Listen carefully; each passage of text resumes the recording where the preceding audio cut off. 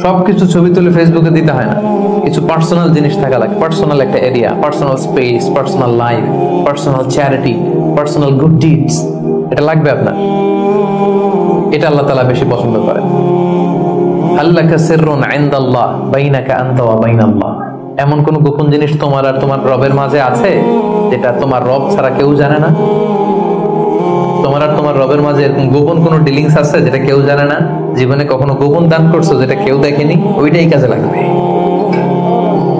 এজন্য ষষ্ঠ শ্রেণী হচ্ছে ওই ব্যক্তি যে গোপনে দান করে, সিক্রেট চ্যারিটি করে। গোপনে দান করতে রাজি আছেন তো সবাই?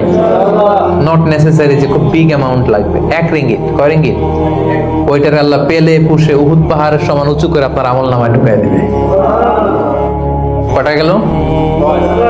7 নাম্বার হচ্ছে রাজুলুন যাকারাল্লাহ খালিয়ান ফাফাদাত আইনা, যে ব্যক্তি গোপনে আল্লাহর জিকির করে, আল্লাহকে স্মরণ করে আর চোখের পানি ছাড়ে।